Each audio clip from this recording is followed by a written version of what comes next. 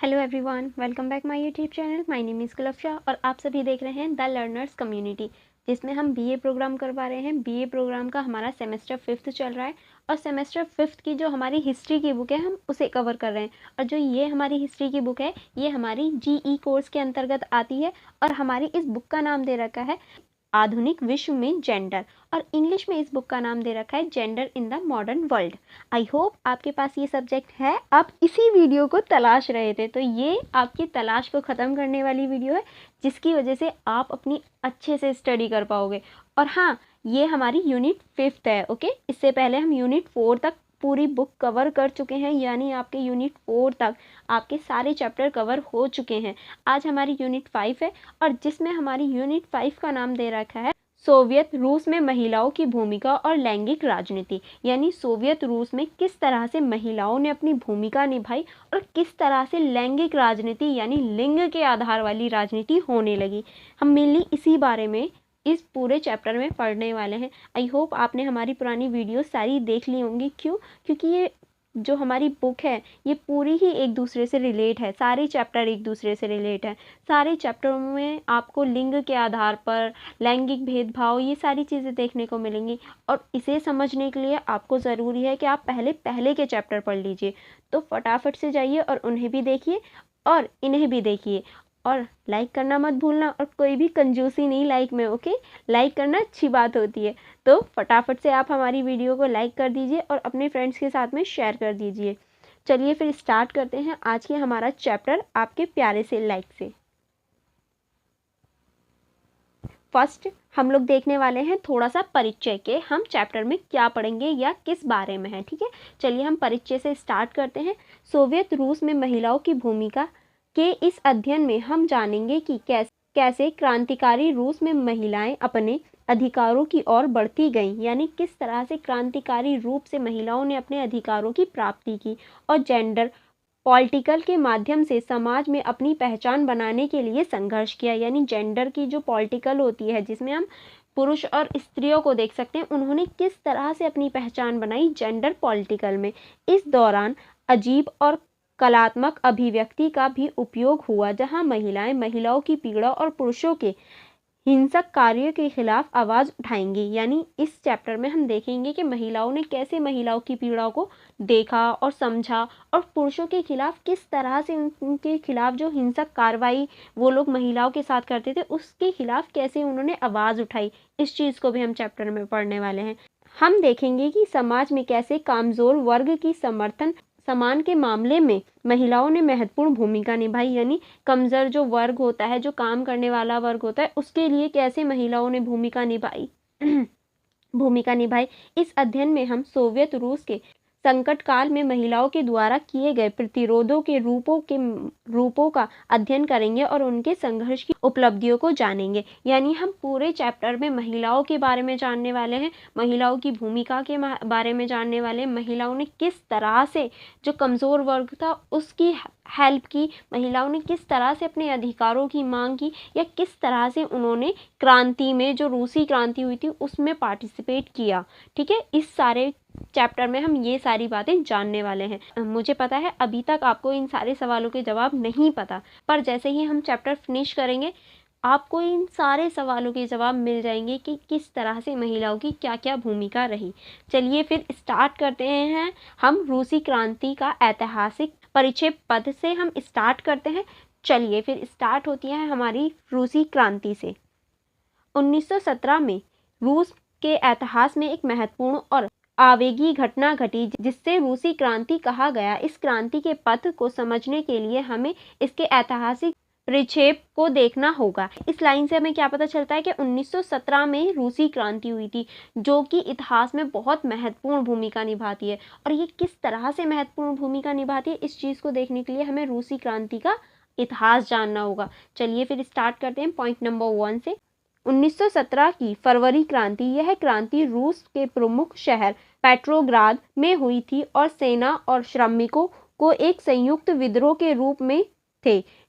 सेना जवाब में युद्ध के बड़े हानिकारक परिणामों का सामना कर रही थी और यह विद्रोह रूसी समाज में बड़ी हानि की ओर बढ़ गया। यानी देखिए, फरवरी क्रांति जो है इसमें हम सेना और श्रमिकों को दोनों को देख सकते हैं और किस तरह से जो रूसी क्रांति थी उसने समाज में बड़ी हानि को बढ़ावा दिया, बड़ी परेशानी को जन्म दे दिया। यह विद्रोह रूसी सेना की क्षमता को प्रकट करता है और राज्य के खिलाफ विरोध को मजबूती से देखता है। यानी ये जो विद्रोह है ये हमें बताता है कि किस तरह से रूसी सेना जो थी वो अक्षम थी और राज्य के खिलाफ विरोध को मजबूत कर रही थी। किस तरह से हम इसको देख सकते हैं। इसके परिणाम स्वरूप निचले स्तर पर यह अधिमत्ता दिखाने वाले विद्रोह था और जर्मनी के खिलाफ युद्ध में रूसी सेना के अक्षम दिखाने ने उसे लज्जित किया। यह क्रांति का पहला चरण था जिसमें रूसी साम्राज्य में अंतरिम सरकार की स्थापना हुई। यानी इस चरण में और क्या हुआ, इस चरण में हमारे अंतरिम सरकार की भी स्थापना हुई और समाज में बहुत ज़्यादा उथल पुथल देखने को मिली। सैनिकों में और जो श्रमिक थे उनमें टकराव देखने को मिला। ये सारी हमें पहले चरण में देखने को मिलता है। सेकंड है हमारा अक्टूबर क्रांति। 7 नवंबर 1917 इस क्रांति को अक्टूबर क्रांति भी कहा जाता है क्योंकि ये अक्टूबर में हुई थी, इसीलिए इसे अक्टूबर क्रांति के नाम से भी जानते हैं। और इसमें बोल्शेविक पार्टी के नेतृत्व में एक विद्रोह द्वारा रूसी साम्राज्य की आधिकारिकता सत्ता पर प्रवेश किया। यानी इस टाइम पे जब हमारा सेकंड अक्टूबर क्रांति हुई तो इसमें बोल्शेविक क्रांति जो थी, बोल्शेविक पार्टी जो थी वो सत्ता में आ जाती है। इस विद्रोह के परिणाम स्वरूप बोल्शेविक पार्टी सरकार स्थापित की गई और इसे सोवियत संघ कहा गया। यानी जब बोल्शेविक पार्टी की स्थापना हो जाती है तो उसको क्या कहा जाता है, सोवियत संघ कहा जाता है। ठीक है, चलिए फिर आगे बढ़ते हैं। अब आगे हमारा दे रखा है सोवियत संघ की स्थापना, कि सोवियत संघ की स्थापना कैसे हुई। 1917 की अक्टूबर क्रांति के बाद बोल्शेविक पार्टी ने संविधान बनाया और सोवियत संघ की स्थापना की। यानी जब हमारी 1917 की अक्टूबर क्रांति हो गई थी और बोल्शेविक पार्टी सत्ता में आ गई तो उसने नया संविधान बनाया और सोवियत संघ की स्थापना की। सोवियत संघ एक समाजवादी राष्ट्रीय बना जिसमें कृषि और उद्योग समृद्धि के लिए रूसी जनता के संपत्ति और सामूहिक रूप से संचालित किया गया। यहाँ तक कि निजी संपत्ति को सांप्रदायिक रूप से संचालित किया गया। यानी देखिए जब हमारी बोल्शेविक पार्टी आ गई सरकार में और सोवियत संघ की स्थापना हो गई तो सोवियत संघ को कैसे बनाया गया, समाजवादी बनाया गया कि वो समाजवादी होगा और वहाँ की जो निजी सत्ता थी वो भी सार्वजनिक कर दी गई ताकि किसी को भी कोई भी निजी संपत्ति वहाँ ना रहे, हमेशा वहाँ समूह के रूप में वर्चस्व रहे और समूह में ही सारी चीज़ों का बंटवारा हो। रूसी समाज में परिवर्तन। अब देखो रूसी समाज जो था उसमें परिवर्तन आने लगा। कैसे? सोवियत संघ के आम लोगों के बीच संपत्ति के वितरण में बड़ी परिवर्तन हुए। अब देखिए रूसी समाज में जो सोवियत संघ था वहाँ के आम जो लोग थे उनकी जो निजी संपत्ति थी अब वो निजी नहीं रह के सार्वजनिक हो गई, तो उनकी जो संपत्ति थी उसमें बहुत ज़्यादा परिवर्तन देखने को मिले। कृषि और उद्योग में वृद्धि के लिए कई समाजवादी नीतियाँ लाई गई। अब जब पूरे ही देश को समाजवादी बना दिया गया है तो समाजवादी ही तो नीतियाँ आएंगी, तो कृषि और उद्योग के लिए बहुत नई समाजवादी नीतियाँ लाई गई।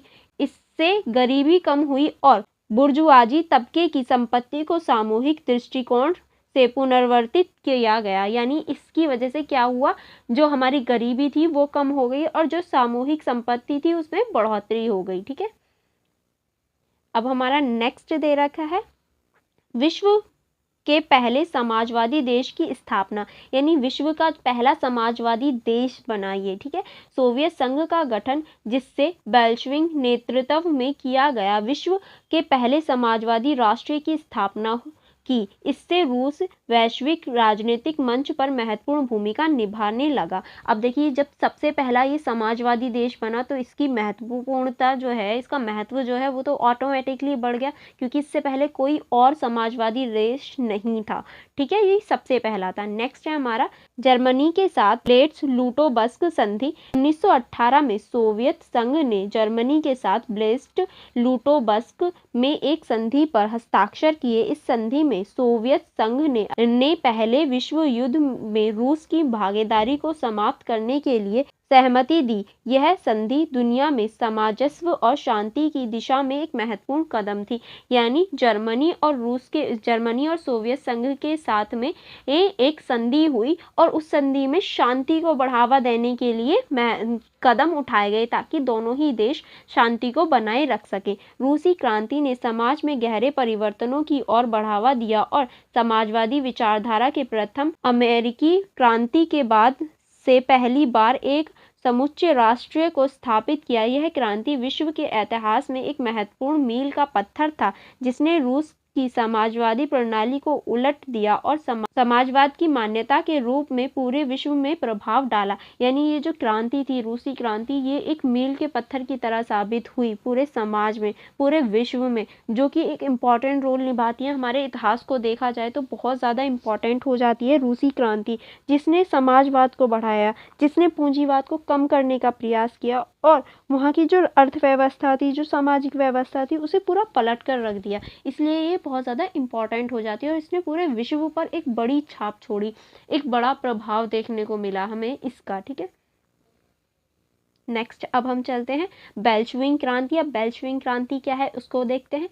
रूसी क्रांति, जिसे 1917 की रूसी क्रांति भी कहा जाता है, 1917 में उसमें 2 क्रांतियां शामिल थीं, जिसमें से पहला फरवरी मार्च नई शैली में शहरी सरकारों को उखाड़ फेंका और दूसरा अक्टूबर नवंबर में बेल्शविक को सत्ता में रखा। यानी देखिए 1917 के दौरान ही 1917 की क्रांति को हम 2 चरणों में देखते हैं। पहला जो फरवरी मार्च में आई, जिसने शहरी सरकार को उखाड़ फेंका, और दूसरी जो अक्टूबर और नवंबर में आई और बेल्शविक को सत्ता में लेकर आई। इसीलिए हम इसे बेल्शविक क्रांति के नाम से भी जानते हैं। बेल्शविक एक क्रांतिकारी पार्टी थी जो कार्ल मार्क्स के विचारों पर संपत्ति थी, यानी कार्ल मार्क्स के विचारों को मानती थी। उनका मानना था कि मजदूर वर्ग किसी समय शासन वर्ग के आर्थिक राजनीतिक नियंत्रण से खुद को मुक्त कर देंगे। यानी जो हमारा बेल्शविक क्रांति थी, उन लोगों का मानना था कि कोई ना कोई ऐसा समय जरूर होगा जब मजदूर वर्ग हैं वो आर्थिक और राजनीतिक नियंत्रण को खत्म कर देंगे। एक बार जब इसे प्राप्त कर सकते हैं तो समानता पर आधारित एक वास्तविक समाजवादी समाज स्थापित किया जा सकता है। यानी अगर हमने एक बार इसे प्राप्त कर लिया तो समानता पर आधारित एक वास्तविक समाज की स्थापना हो पाएगी। चलिए अब नेक्स्ट चलते हैं। नेक्स्ट हमारा दे रखा, हालांकि बेल्शविक मेंशेविकों इस बारे में अलग थे कि उनका मानना था कि इस क्रांति को अधिक तेजी से आगे बढ़ाना चाहिए क्योंकि श्रमिक खुद पर शासन करने के लिए तैयार नहीं है। यानी इनका मानना था कि ये जो क्रांति है, हमें इसे ज़्यादा तेजी से आगे बढ़ाना चाहिए ताकि जो हमारे श्रमिक हैं वो आगे बढ़ सकें, क्योंकि उनका मानना था कि जो श्रमिक हैं वो अभी भी खुद पर शासन करने के लिए इतने एबल नहीं है कि वो खुद पर शासन कर सकें। इसलिए बेल्शविक रूप से आधुनिकीकरण तक सत्ता बनाए रखने के लिए सर्वहारा वर्ग की तानाशाही को गठन करेंगे। श्रमिक वर्ग बेल्शविक के मूल समर्थन थे और औद्योगिक श्रमिकों के रूप में प्रवर्तित थे। यानी जो श्रमिक वर्ग था वो मेनली बेल्शविक जो पार्टी थी उसके समर्थक थे। क्योंकि बेल्शविक पार्टी ने बहुत ज़्यादा बदलाव किए थे श्रमिकों के लिए, इसीलिए जितने भी श्रमिक थे वो बेल्शविक पार्टी के साथ थे।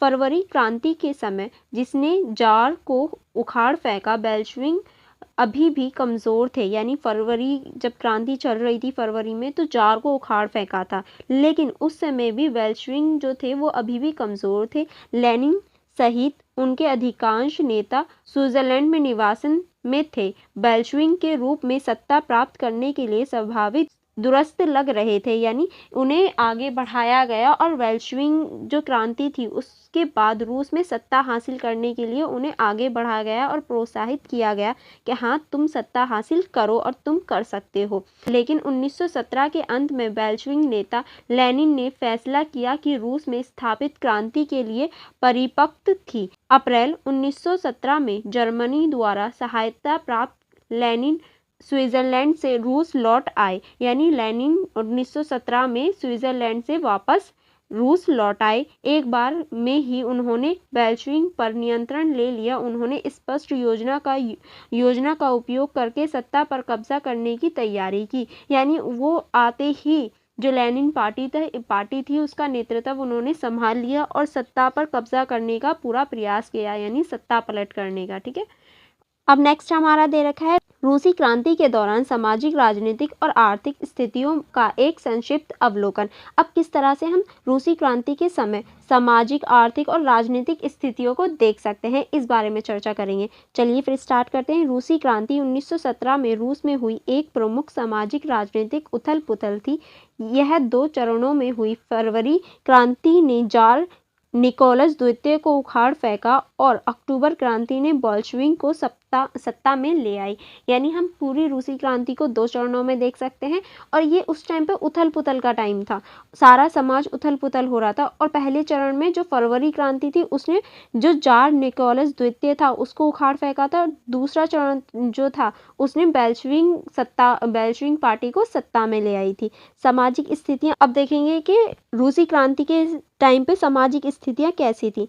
रूसी क्रांति के सामाजिक पहलू को प्रथम विश्व युद्ध के दौरान अधिशासी शासन की विफलता के माध्यम से समझा जा सकता है। देश की ग्रामीण या कृषि आबादी पर अत्यधिक उत्पीड़न किया गया, यानी इस टाइम पे समाज की जो स्थिति थी वो बहुत ज़्यादा बेकार थी। ग्रामीण और कृषि उत्पादन वालों जितने भी व्यक्ति होते हैं उन पर उत्पीड़न हो रहा था, उन्हें बहुत ज़्यादा परेशानियों का सामना करना पड़ रहा था, जो हालांकि 19वीं शताब्दी के माध्यम के दौरान दासता की प्रथाओं से मुक्त हो गए थे। लेकिन उन्होंने इस भूमि के स्वामित्व को समाप्त करने के उद्देश्य से शाही निकाय के खिलाफ लंबद और विद्रोह करना जारी रखा। यानी दास वाली जो प्रथा थी उससे तो वो लोग मुक्त हो गए थे, लेकिन भूमि स्वामित्व अभी भी वहाँ देखा जाता है और भूमि स्वामित्व को ख़त्म करने का लंबा विद्रोह किया जा रहा था, ताकि जो भूमि स्वामित्व होता है वो किसानों के हाथ में आ सके और वो अपनी मर्जी से अपनी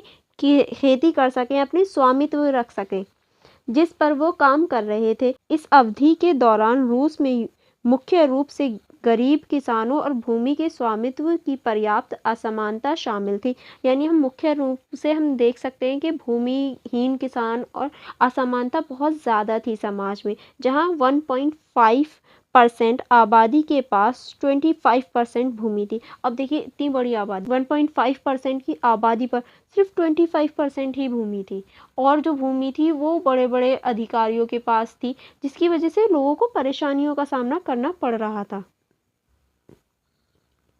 अब इसके कुछ विशिष्ट उदाहरण दे रखे हैं, चलिए इसके उदाहरण देखते हैं।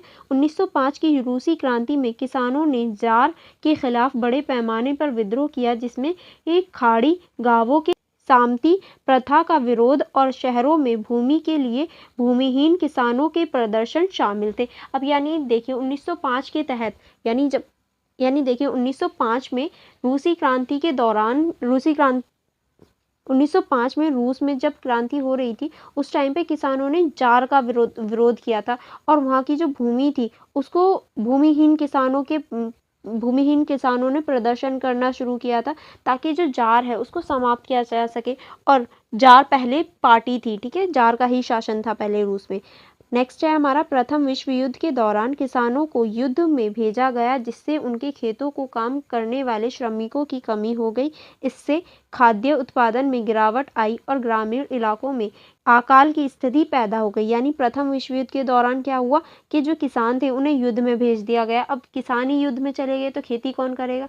अब खेती नहीं हो रही थी, जिसकी वजह से क्या हो गया, ग्रामीण क्षेत्रों में अकाल पड़ने की स्थिति आ गई, खाने पीने की चीज़ें खत्म हो गई, क्योंकि खेती नहीं हो रही थी, लोग तो युद्ध में गए हुए थे, तो खेती कौन करता है, जिसकी वजह से अकाल जैसी भी स्थिति देखने को मिली।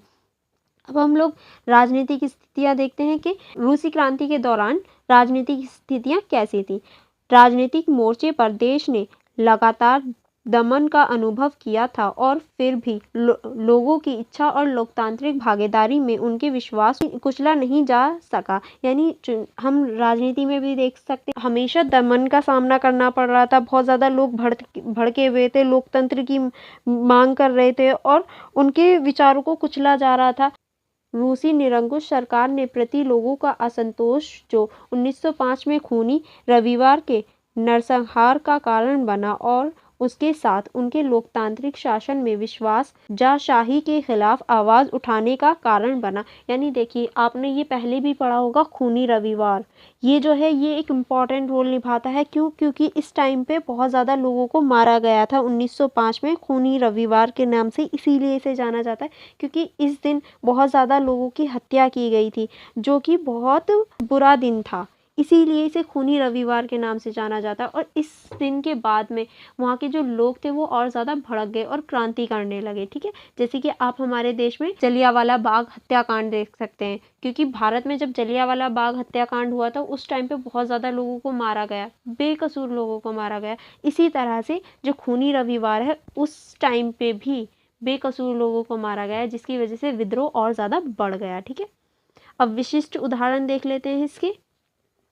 पहला है 1905 की रूसी क्रांति में लोगों ने जार के खिलाफ बड़े पैमाने पर प्रदर्शन किया, जिसमें जार के पद से इस्तीफा, एक संविधान की मांग और लोकतांत्रिक रूप से चुने गए प्रतिनिधियों के साथ एक राष्ट्रीय सभा की स्थापना शामिल थी। यानी अब जो लोग थे उन्होंने क्या किया, जार को हटाने की मांग करने लगे और एक संविधान की मांग करने लगे, लोकतंत्र की तरह चुनावों की मांग करने लगे कि हमारा प्रतिनिधि चुनकर आए, ऐसी व्यवस्था की जानी चाहिए। प्रथम विश्व युद्ध के दौरान रूसी सेना में विद्रोह हुआ, जिससे जार की शक्तियों को और कमज़ोर किया गया। यानी देखिए, प्रथम विश्व युद्ध के दौरान क्या हुआ, रूसी सेना में ही विद्रोह हो गया, जिसकी वजह से जो जार की शक्तियाँ थी वो और ज़्यादा कम हो गई, क्योंकि किसी भी पार्टी की शक्ति जो होती है वो सेना से ही तो होती है। अब सेना में ही लड़ाई होगी तो उसकी शक्तियाँ तो ऑटोमेटिकली कम होंगी ही।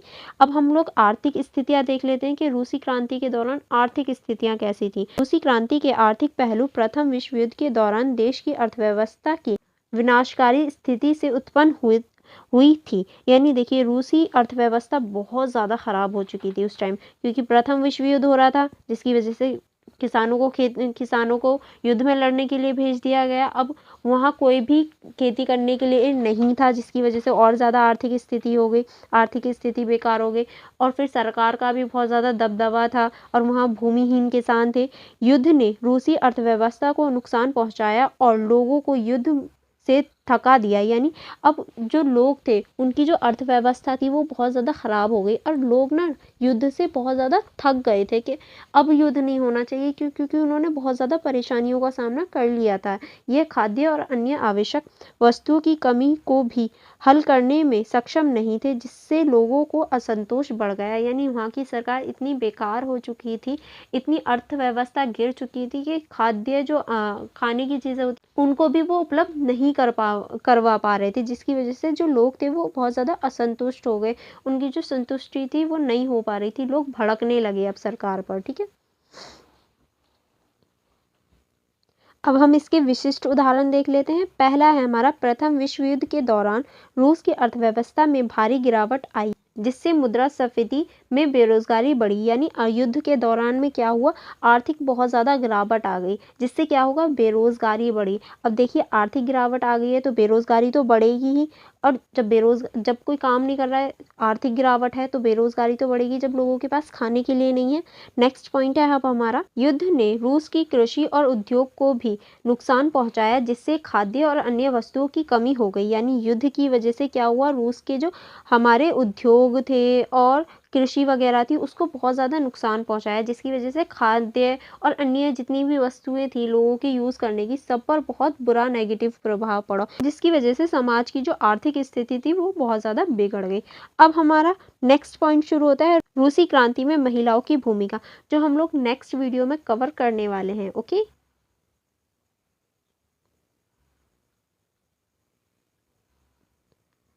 आई होप आपने अभी तक लाइक कर दिया होगा। और फॉर मोर वीडियोस आप हमारे चैनल से जुड़ सकते हैं और हमें टेलीग्राम, इंस्टाग्राम, यूट्यूब, ब्लॉगर पर हमें सब्सक्राइब कर सकते हैं और हमारे साथ जुड़ सकते हैं। अगर आपको कोई भी कन्फ्यूजन हो या कोई भी प्रॉब्लम हो तो आप कमेंट बॉक्स में भी मुझसे पूछ सकते हैं, मैं ज़रूर आपको रिप्लाई दूंगी अगर आपको कहीं भी कोई भी प्रॉब्लम हो रही है तो।